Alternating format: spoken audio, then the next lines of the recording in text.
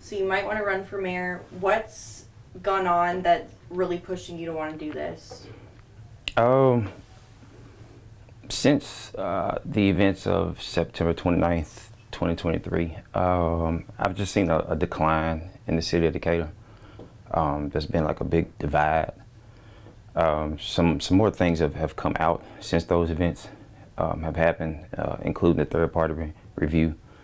And it just feels like our leadership has just failed us as a community. And again, with the division, there's no unity in Decatur. And I just honestly feel like Decatur won't grow because of all these events that have happened and taken place. And I have a 4-year-old. You know, I want my daughter and I want all my children actually to be able to grow up in a good, wholesome community, one that everybody wants to be a part of. And at this point, it just seems like people want to leave. You know, Decatur right now is somewhat of a joke.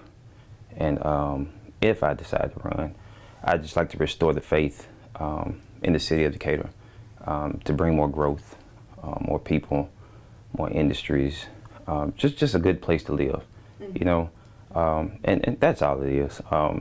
It's not animosity, it's not revengeful, it's nothing like that. It's just that Decatur needs to be back in its rightful place as one of the top cities in North Alabama. Good. What's needed in the next mayor, do you think? It's the qualities. Well, definitely transparency. Our current administration just doesn't seem to be one with the people. So transparency would be number one. The act of actually taking charge and leading the directors and other leaders in the city would be good. We need a mayor who's approachable, one that the citizens like. And it appears we really don't have that right now. A mayor that can actually handle tough situations, who doesn't run away from things, who actually faces the people and their questions and their concerns and fights for what the people want. Mm-hmm. And that's kind of what we've kind of been missing over the last 16 months. So that's what I really want to restore to that office, if it comes to that. Talk about how you could be the person to turn it around. Well, in my experience,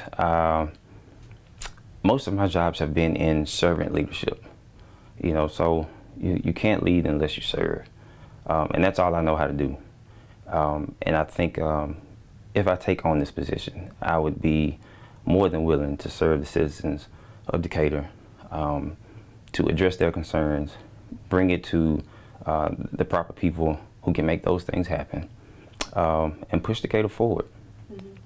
Now, kind of talk about things like your plan, what you would do, like grow the economy, curb crime, all that kind of stuff.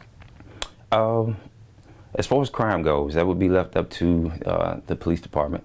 And I'd be very willing to sit down and come together, put our heads together, our minds together to get those plans in place. According to the third-party review, crime is down from what I've heard as far as stats. At least that's what came from Chief Pinion. But I'm sure they could be better. So we would definitely work to get those things done. The next thing would be to try to bring more jobs to Decatur. You know, better industries. We're on the Tennessee River, so it's a good place for economic growth. So I would of course lobby for better high-tech jobs. We've got a lot of people who are graduating, and we'd like for those people to come back and serve the city of Decatur, have that revenue and that tax money come to Decatur to further the growth. Mm-hmm. Very good. What's your opinion? Where does the city stand right now as a whole? Again, the city is very divided, very divided. And I think we all know why.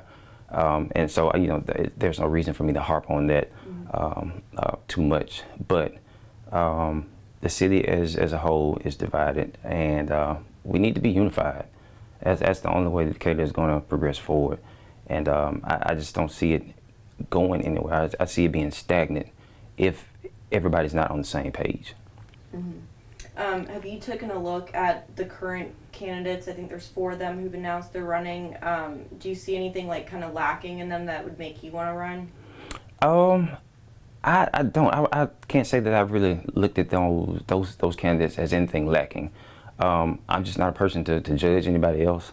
I wish all the candidates all the luck in the world, and I would hope they would do the same for me. You know, if I decide to throw my name in the hat. But no, one thing that I have learned over the last months, months on end, especially the last 16 months, is that you don't have to tear another person down, you know, to build your own self up. And that's not something I'm going to do. So I won't critique the other candidates. I'll just say that I wish them all the luck, and may the best person win for this position. Very good. How would you judge how Mayor Bowling has done as mayor? Mayor Bowling is Mayor Bowling. So that's about all I can say on him. I think the citizens of Decatur have pretty much spoken to his performance over the last term. And so there's not a whole lot I will say about him. I don't know him personally. I just know him from his position in the last few months. I think I've noticed him a lot more and become a more acquainted with him. But Mayor Bowden is Mayor Bowden. Very good. How would you be a mayor just for everyone, if people who have not been in touch with the situation with your brother, people who haven't been paying attention, kind of that? Well, I think the best thing for you or a person to do to be a mayor or be a leader is just to be human. You know, be yourself, be approachable, be someone that people like to engage in conversation with. And, you know, and that's all I try to be. I guarantee you, I'm approachable, and if you decide to have a meaningful or healthy dialogue with me, your perception of me will be one of a person who you could actually deal with, who you would like to be around. And I think that's the most important quality in a mayor, someone who is personable, one who can be reached by the citizens that, you know, that he's trying to lead. You have to be able to talk. You have to be able to engage in healthy dialogue. And so I'm all for that, you know, and that's what I strive for each and every day. Very good. How do you measure success? I think success is measured by the people around you. Everybody can measure their own success to their standards, but I think the true measure of success is how your peers and how your family and those who you lead. I think it's that should be your measure of success. If even if they don't like you, you know, if they can come back and say, he may not be the best person in the world, but he does a very good job at what he does, then I think that's where your measure should be. That's where your standards should be put. Very good. Is your biggest goal, if you were to run, like unifying the city? That is the number one goal. Yeah. Is to unify the city. Again, like I stated earlier, Decatur can't move forward unless we're together, unless everybody's on the same page. You know, the Bible talks about how can two walk together if they don't agree, you know, and so that's what we want to do. And if we can get together and agree on the same things that will progress the city, then Decatur will be top tier and actually regain its rightful place as one of the top cities in North Alabama.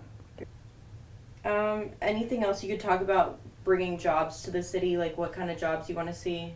More high-tech jobs. It seems to be that cybersecurity,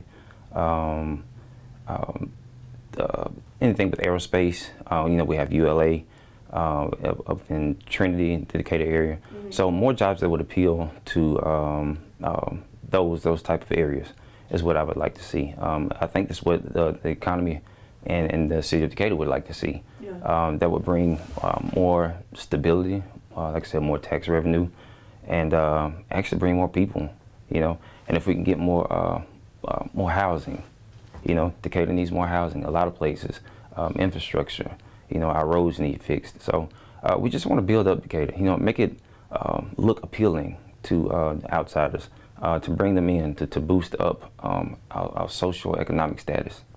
Very good. Kind of final couple questions. Would you try to make any changes with the police department, try to work with them and doing different things? The only thing I could base that answer to that question is off of the third-party review.